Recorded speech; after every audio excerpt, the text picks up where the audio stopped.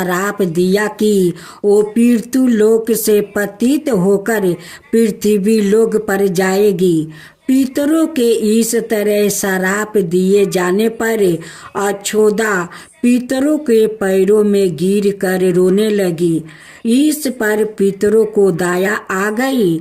उन्होंने कहा कि अछोदा, तुम पतित योनि में श्राप मिलने के कारण मत्स्य कन्या के रूप में जन्म लोगी। अब 7वां अध्याय। पितरों ने आगे कहा कि भगवान ब्रह्मा के वंश महिषी पराशर तुम्हें पति के रूप में प्राप्ति होगा। तुम्हारे गर्भ से भगवान व्यास जन्म लेंगे।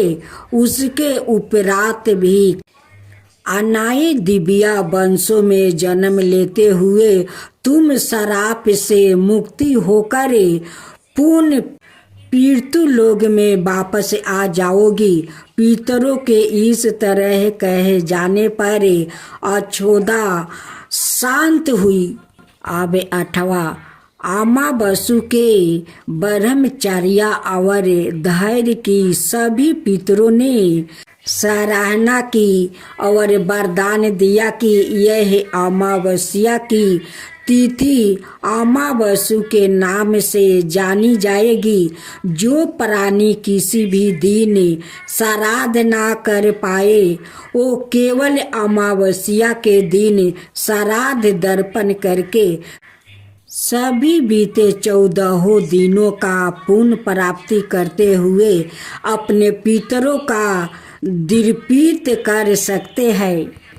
तभी से प्रत्येक माह की अमावस्या तिथि को सर्वाधिक महत्व दिया जाता है और यह तिथि सबर पीतृ श्राद्ध के रूप में भी मनाई जाती है। अब 9वां अध्याय। उसी पाप के पराचित हेतु कलंतर में यही अछोदा महिष पराशर की पत्नी और वेद व्यास की माता सत्यवती बनी थी।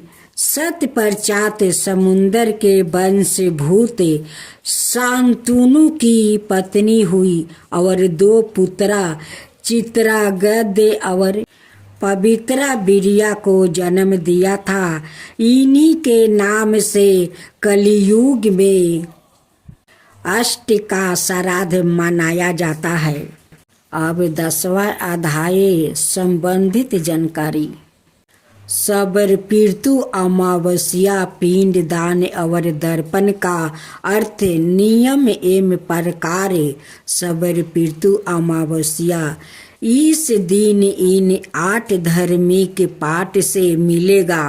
पीतृ के आशीष श्राद्ध या सबर पीतृ अमावस्या को खिलाया जाता है। इन 6 को भोजन सबर पीतृ अमावस्या पर ब्राह्मण गरीब चींटी गाय कुत्ता कौआ और अग्नि के लिए निकाले जाते हैं। सबर पीतृ अमावस्या इन 10 कामों से बचे वरना हो सके है पीतृ नाराज हो जाए। आश्विन अमावस्या कृष्णा पक्ष की अमावस्या को पीतृ विसर्जनी अमावस्या कहा जाता है। इस दिन श्राद्ध पक्ष का समापन होता है और पीतृ लोक से आए हुए पितृजन अपने लोक लौट जाते हैं। इस दिन ब्राह्मण भोजन और दान आदि से पितृजन दीर्पित होते हैं और जाते समय अपने पुत्रा पौत्रा और परिवार को आशीर्वाद देकर जाते हैं। आश्विन अमावस्या के दिन पितृ पक्ष समाप्त होते हैं। इसलिए इस दिन पितरों के पूजन का बड़ा महत्व है। इस दिन नदी जलाशय या कुंड आदि में स्नान करें और सूर्य देव को अर्घ देने के बाद पितरों के निमिचित दर्पण करे।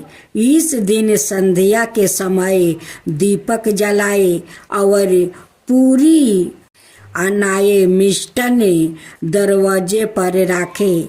ऐसा इसलिए करना चाहिए ताकि पितृगण भूखे ना जाए और दीपक की रोशनी में पितरों को जाने का रास्ता दिखाए। यदि किसी वजह से आपको अपने पितरों को श्राद्ध की तिथि याद ना हो तो इस दिन उनका श्राद्ध किया जा सकता है। इसके अलावा यदि आप पूरे श्राद्ध पक्ष में पितरों का दर्पण नहीं कर पाए है तो इस दिन पितरों का दर्पण कर सकते हैं। इस दिन भूले भटके पितरों का नाम से किसी जरूरतमंद व्यक्ति या ब्राह्मणों को भोजन कराना चाहिए। ज्ञात और अज्ञात पितरों के पूजन के लिए आश्विन अमावस्या का बड़ा महत्व है, इसलिए इसे सवेरे पितृजनी अमावस्या और महलय विसर्जन भी कहा जाता है। इस अमावस्या का श्राद्ध कर्म के साथ साथ तांत्रिक दृष्टिकोण से भी बहुत महत्व है। आश्विन अमावस्या की समाप्ति पर अगले दिन से सर्दिया नवरात्रि आरंभ हो जाते हैं। माँ दुर्गा के विभिन्न रूपों के आधारक और तंत्र साधन करने वाले इस अमावस्या की रात्रि को विशिष्ट तांत्रिक साधनाएं करते हैं। इस कथा के अनुसार महाभारत के दौरान कर्ण की मृत्यु हो जाने के बाद जब उनकी आत्मा स्वर्ग में पहुंची तो उन्हें बहुत सारा सोना और गहने दिया गया। कर्ण की आत्मा को कुछ समझ नहीं आया। वो तो आहार तलाश रहे थे। उन्होंने देवता इंद्र से पूछा कि उन्हें भोजन की जगह सोना क्यों दिया गया है। तब देवता इंद्र ने कर्ण को बताया कि उसने अपने जीवित रहते हुए पूरा जीवन सोना दान किया, लेकिन अपने पूर्वजों को कभी भी खाना दान नहीं किया। तब कर्ण ने इंद्र से कहा उन्हें यह गाता नहीं था कि उनके पूर्वजों कौन थे और इसी वजह से वो कभी उन्हें कुछ दान नहीं कर सके। इस सब के बाद कर्ण को उनकी गलती सुधारने का मौका दिया गया और 16 दिन के लिए पृथ्वी पर वापस भेजा गया, जहां उन्होंने अपने पूर्वजों को याद करते हुए उनका श्राद्ध कर उन्हें आहार दान किया, दर्पण किया। इन्हीं 16 दिन की अवधि को पितृ पक्ष कहा गया है। अतः इस कथा को पढ़ने अथवा सुनने का बहुत महत्व है। पितृ पक्ष की कथा। एक छोटा लड़का जिसका नाम राहुल था अपने दादा दादी के साथ रहता था। उसके माता पिता बचपन में ही गुजर गया था। राहुल का दादा दादी को उससे बहुत लगाव था। राहुल भी बहुत अपने दादा दादी से बहुत प्रेम करता था। एक बार जब पितृ पक्ष आया तो राहुल ने दादा दादी के साथ मिलकर अपने माता पिता का श्राद्ध किया। श्राद्ध के बाद राहुल ने अपने दादा दादी से पूछा कि पितृ पक्ष क्यों मनाया जाता है। इस पर उसके दादा ने जवाब दिया कि इस पितृ पक्ष एक ऐसा समय है जब हम अपने मृत्यु पूर्वजों को याद करते हैं और उन्हें श्राद्ध जीली देते हैं, साथ ही हम पूर्वजों की आत्मा की शांति के लिए उन्हें भोजन, पानी और अन्य चीजें अर्पित करते हैं। राहुल ने अपने दादा की बात सुनकर यह महसूस किया कि पितृ पक्ष एक महत्वपूर्ण पर्व है और यह हमें अपने पूर्वजों को कभी ना भूलने की शिक्षा देते हैं।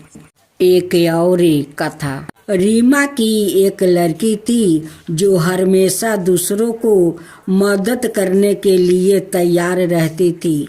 एक दिन रीमा मंदिर गई जहां उसने एक बूढ़ा आदमी को रोते हुए देखा। जब रिया ने उस बूढ़ा व्याकृत से रोने का कारण पूछा तो उसे व्याकृत ने बताया कि वो अपने बेटे को याद करके रो रहा है। उसका बेटा बहुत छोटा था जब वो मृत्यु को प्राप्ति हो गया। तब रीमा ने उस बूढ़ा आदमी को पितृ पक्ष के बारे में भी बताया और उसे संतान देते हुए कहा कि तुम्हारा बेटा अब स्वर्ग में है और वो खुश है। बूढ़ा आदमी ने रीमा को धन्यवाद दिया। रीमा ने पितृ पक्ष के दौरान उस बूढ़ा आदमी के बेटे के लिए श्राद्ध भी किया। साथ ही उसने बूढ़ा व्याकृत के बेटे की आत्मा को शांति मिलने की कामना की। एक और पितृ कथा। एक बार एक राघव नाम का एक लड़का जो बहुत मेहनती था, वो हमेशा अपने लक्ष्यों की प्राप्ति के लिए कड़ी मेहनत करता था। एक दिन राघव के सपने में एक बुजुर्ग आदमी आया जो उसे कह रहा था कि वो उसका पूर्वज है। बूढ़ा व्याकृत ने सपने में राघव से यही भी कहा कि वो उसकी कड़ी मेहनत से बहुत ही प्रसन्न है। उस बुजुर्गों आदमी ने राघव को सलाह दी कि पितृ पक्ष के दौरान उसे अपने पूर्वजों को श्राद्ध जीली देनी चाहिए। राघव ने ऐसा ही किया और पितृ पक्ष के दौरान अपने पूर्वजों का श्राद्ध कर्म किया। पितृ पक्ष के बाद राघव का जीवन में बहुत ही संसार का बदलाव आया। वो पहले से भी अधिक मेहनती और अपने लक्ष्य के प्रति अधिक संपत्ति हो गया, जिससे वो अपने लक्ष्यों को हासिल करने में सफल हो गया। तब राघव को समझ आया कि पितृ पक्ष एक ऐसी अवधि है जिसे दौरान हम अपने पूर्वजों की आशीर्वाद प्राप्ति कर सकते हैं और अपने जीवन में सफल बना सकते हैं।